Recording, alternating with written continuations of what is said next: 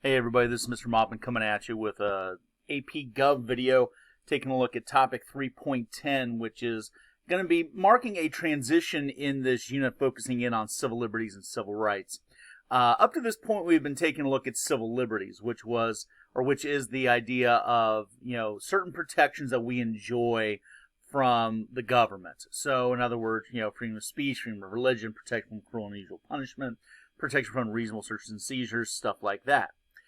Now we're getting into the other part of the unit, which is taking a look at civil rights. Now, civil rights is predicated on the Equal Protection Clause of the 14th Amendment, which stipulates that we as Americans are all entitled to, quote, equal protection under the law.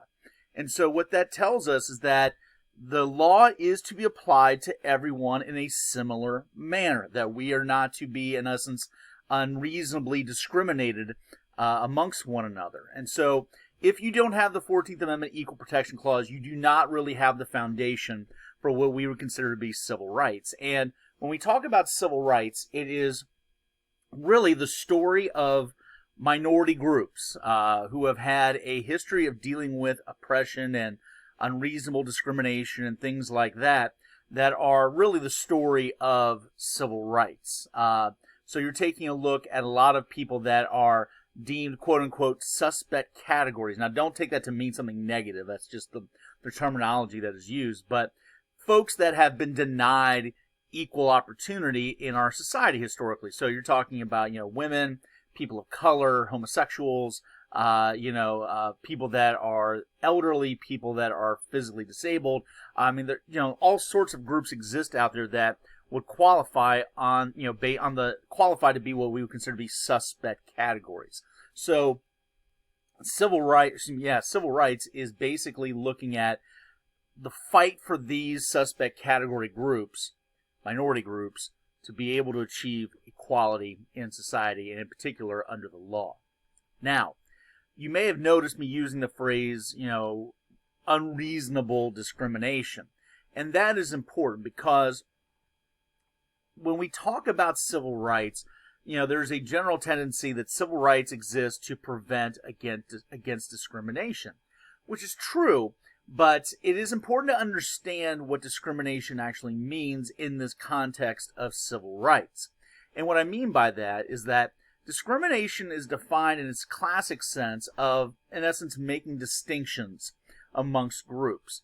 And one of the things that we have to understand is that the Supreme Court, when interpreting the Equal Protection Clause, does not apply the same level of protection from discrimination depending on what suspect category you are talking about. So in other words, some suspect categories have more protection from unreasonable discrimination or unreasonable distinctions being made based on certain qualities than others. Those that have the most protection from unreasonable discrimination would be those that are members of racial minorities or ethnic minorities. So you're talking about people that are African American, Latino, Asian American, Native American, etc. So when the court is looking at whether or not a law that attempts to discriminate based on race or ethnicity, the court has to decide, is that discrimination constitutional, or does it violate the 14th Amendment Equal Protection Clause? Well, when it comes to matters of race, the court uses the highest level of protection that exists, and this is known as strict scrutiny. When we talk about, for example, let's say that the federal government decides that they're going to create racial segregation in the military. Whites in one battalion, people of color in another battalion, and there's a lawsuit by someone that is in the battalion the battalion that is made up of people of color, and the court would then have to decide, all right, is this discrimination, is this making of distinctions based on race a violation of the 14th Amendment? And when it does come to matters of race, the court applies what is known as strict scrutiny protection. This is the highest level of protection with regards to discrimination. And what this tells us is that in matters of the government making racial discriminatory decisions, there's an automatic assumption based on the court that government action is unconstitutional.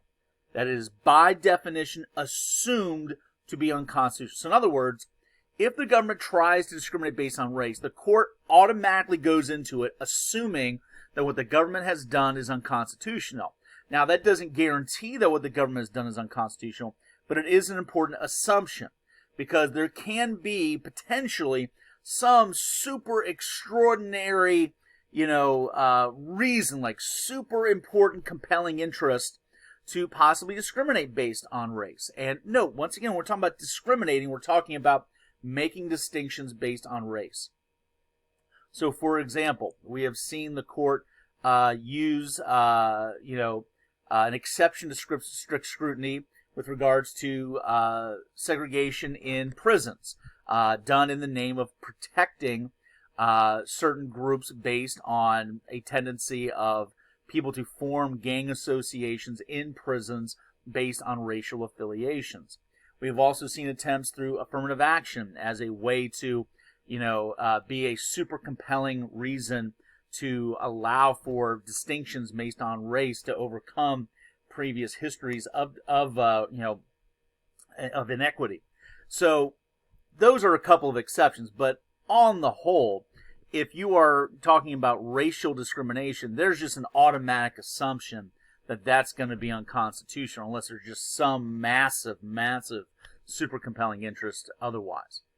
So when we do talk about civil rights, issues dealing with racial discrimination are going to be very important, and that is what we're going to be spending most of our time on, although that's not going to be everything, but keep that in mind. And in fact, we're going to take a look at racial discrimination in a couple of different topics, so it's not all going to be done in one topic. Today what we're going to do in this video is just take a look at some aspects of African Americans using certain strategies and tactics to fight for equality. This isn't getting too much into the history of the discrimination, and it's not really getting into government action to alleviate this discrimination, but it is talking about modes and methods by which African Americans, particularly in the 1950s and 60s, will try to fight the inherent discrimination, mostly associated on the basis of segregation. So when taking that into account, and note, this is going to be very important when we study civil rights. One of the big things that you're going to want to know for the AP test is being able to identify common patterns that certain suspect categories, certain minority groups utilize to try to fight for equality. Because I don't care if you're talking about racial minorities or women or the LGBT community or whomever, there's going to be common patterns, common methods and tactics that these groups are going to be using to try to be able to fight for equality. So with that being said, if we're looking at it through the lens of the history of African Americans fighting for civil rights, one of the things that many minority groups will do is form interest groups to fight for the interests, the needs of that particular community. In the case of African Americans, we have the NAACP amongst many groups, but the NAACP is the most famous. It's over 100 years old now. The National Association for the Advancement of Colored People, as the acronym stands for, is going to be very impactful in using resources from members to cover the costs of, for example, filing lawsuits in court, using litigation. Anytime you see that word litigation, it's talking about using the courts. In other words, filing lawsuits to force the government to have to, take action on an issue that might be racially discriminatory. For example, Brown versus Board of Education, that is the use of litigation. You've got segregated schools in Kansas, and then the NAACP is going to fund the hiring of lawyers to file a lawsuit to claim that those segregated schools are a violation of the Equal Protection Clause, and through the Supreme Court ruling, that's going to start to make changes. But we also see funding and action through interest groups in the form of lobbying.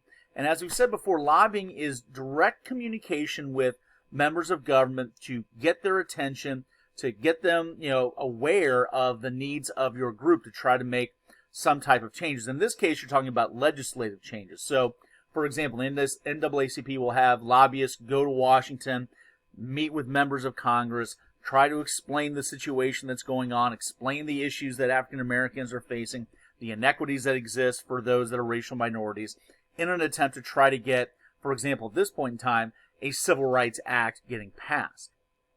But note, beyond the formation of interest groups like the NAACP and the Urban League and others, there's other ways to be able to bring attention to the issues affecting your minority group and attempt to be able to gain equality via civil rights.